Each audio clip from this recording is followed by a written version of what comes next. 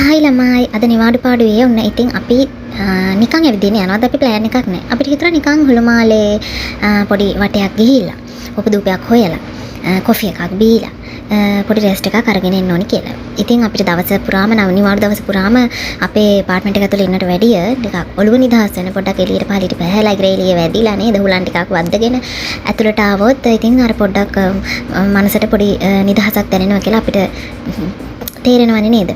ඉතින් හැමදාම ගමන් බිමන් යනත් ඉතින් අපි කෝටිපතියෝ නෙමෙයිනේ. ඉතින් මේ දැන් මෙහි ඉන්න අය දන්නවා අපි කොච්චර ඉතින් අමාරුවෙන්ද හම්බ කරගන්නේ නේද?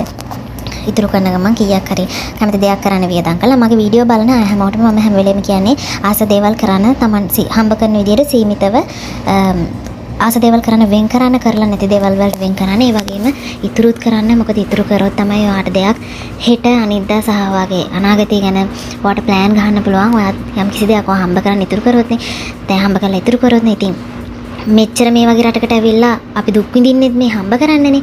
එතකොට ඔයා හම්බ කරන නාස්ති කරොත් ඔයාට ආස දෙයක්වත් කරගන්න අන්තිමට අතේ සතේ නැති වෙලා උඩ බලාගෙන ඉඳලා මේ රටටත් ඇවිල්ලා ආයි ටිකට් දාගෙන ලංකාවට යනකනුත් ඔයා දන්නේ ඔයා මොනවද කරගත්තේ කියලා. ඉතින් වීඩියෝ බලන අයට කියන්නේ කොච්චර කොයි රටකට ගිහින් හිටියත් ඔයා විඳින්නේ දුකක්. ඒ දුකට සාධාරණයක් කරන්න කවදා හරි ඔයාගේ කරපු දේවල් ඔයා ළඟ තියෙන ඉතුරුව බලලා කවදා හරි සතුටක් දැනෙන විදියක් හදාගන්න බලන්නේ. ඒක තමයි මට වඩා දෙන්න තියෙන එකම උපදේශය. දැන් මේ අපි ඇවිල්ලා ඉන්නේ හුළුමාලේ සිටි එකට. එතකොට මෙතන ඔයාට ඕන හොස්පිටල් එක බස් ස්ටොප් ඔක්කොම තියෙනවා. අපි දැන් යන්නේ සෙන්ට්‍රල් පාක් එකට. අපි සුපුරුදු විදිහට අපි ඇවිදින කොහේ හරි යන්න හම්බුනේ නැත්නම් ප්ලෑන් කරේ නැත්නම් අපි යන්නේ සුපුරුදු විදිහටම සෙන්ට්‍රල් පාක් එකට. සෙන්ට්‍රල් පාක් එක කියන්නේ සාමාන්‍යයෙන් ගොඩ දෙනෙක් මේ හුළුමාලේ දන්න කියන තැනක් නේ. ඉතින් සෙන්ට්‍රල් පාක් ආවොත් ඔයාට ලස්සන බීච් සයිඩ් එකට යන්න පුළුවන්. සෙන්ට්‍රල් පාක් එකේ ඔයාට රෙස්ට් කරන්න පුළුවන්. ට්‍රැවල් කරන අයටත් මෙතෙන්ට ඇවිල්ලා ඕන තරම් වෙලා ඉන්න පුළුවන්. හරිම නිදහස් හරියට අපේ ලංකාවේ විහාර මහදේවියෝ වෙනවා වගේ. ඉතින් මාලදිවයිනේ ඔයගොල්ලෝ ඉන්න අය දන්නවනේ මෙහි සාමාන්‍යයෙන් ලොකු දේවල් කරන්න ලොකු තැන්වල යන්න එහෙම නැහැ. ඉතින් මේ ඒ නිසා අපිට මේ වගේ තැනකට ඇවිල්ලා පොඩි නේද?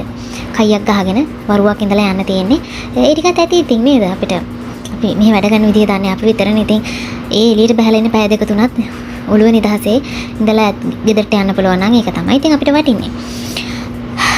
ඉතින් දැන් අපි දෙන්න කෙලින්ම යනවා බීච් සයිඩ් එකට. මොකද මම හරි කැමතියි එතනට වෙලා සන්සෙට් එක වීව් එක බලාගෙන ඉන්න. මොකද එතන සන්සෙට් එක මාරම ලස්සනයි.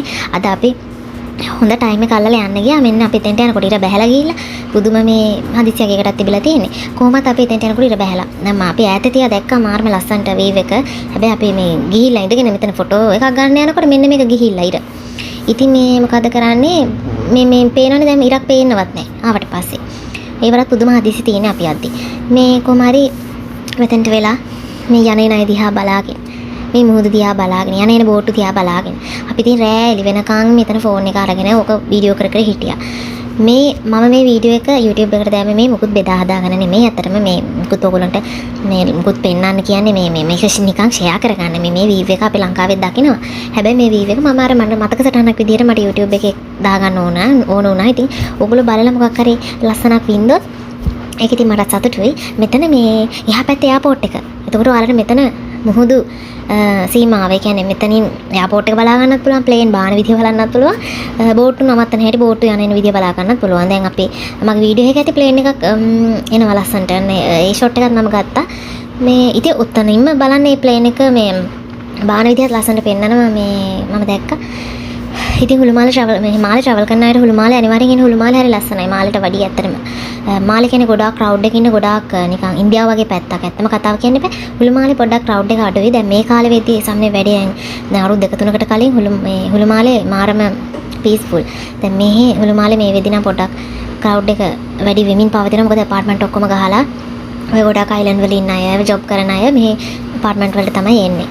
ඉතින් මේ ලස්සන වීව් එක බලාගෙන ඉතින් රෑ හඳ පායන කරනොත් අපි මෙතන හිටියා. ඉතින් මේක මගේ මෙමරි එකක් විදිහට දැම්මේ. ඔයාලා බලලා මොකක් හරි ඉතින් ලස්සනක් බැලුවා නම් ඒක මට ලොකු සතුටක්. එහෙනම් ඊළඟ දවසේ අපි කොහේ හරි ගියොත් අනිවාර්යයෙන්ම ලස්සන වීඩියෝ එකක් දානවා. ඔයගොල්ලෝ මගේ සබ්මරීන් වීඩියෝ එක බලන්න අනිවාර්යෙන් මෙහෙ ට්‍රැවල් කරන්න ඉන්න අය. මගේ කලින් සබ්මරීන් වීඩියෝ එක බලන්න යන්න ඕන අය අවශ්‍ය ප්‍රශ්න අහන්න මම කමෙන්ට් කරන්න මම අනිවාර්යෙන් රිප්ලයි කරනවා. මොකද මෝල්ඩිව්ස් ට්‍රැවල් කරන අයට ඒක සුපිරි එක්ස්පීරියන්ස් එක. එහෙනම් අපි ගියා. බයි.